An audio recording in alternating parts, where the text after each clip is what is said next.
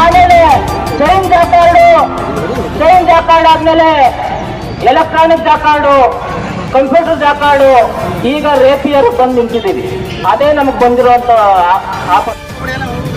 ನಮ್ಮ ಕಣ್ಣು ಮುಂದೆ ಸಣ್ಣದಾಗಿ ಕಾಣಿಸ್ತಾ ಇರ್ಬೋದು.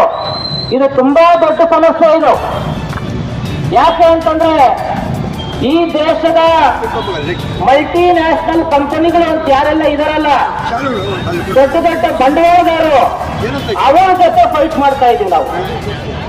ಗುಡಿ ಕೈಗಾರಿಕೆ, ನಾವು ಗುಡಿ ಕೈಗಾರಿಕೆ, ಮನೆ ಮಂದಿ ಎಲ್ಲ ಅಪ್ಪ ಅಮ್ಮ ಗಂಡ ಹೆಂಡತಿ ಮಕ್ಕಳು ಎಲ್ಲರೂ ಸೇರಿ ಮಕ್ಕಳ ಜೊತೆಯಲ್ಲೇನೆ ನಾವು ಸಂಸಾರ ಮಾಡ್ತಾ ಇರುವಂತವ್ರು.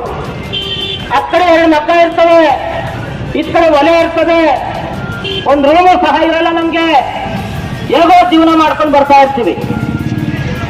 ಇದರಲ್ಲಿ ಅಪ್ಡೇಟ್ ಆಗಬೇಕು ಅಂತೇಳಿ ಸರ್ಕಾರಗಳು ಸಾಕಷ್ಟು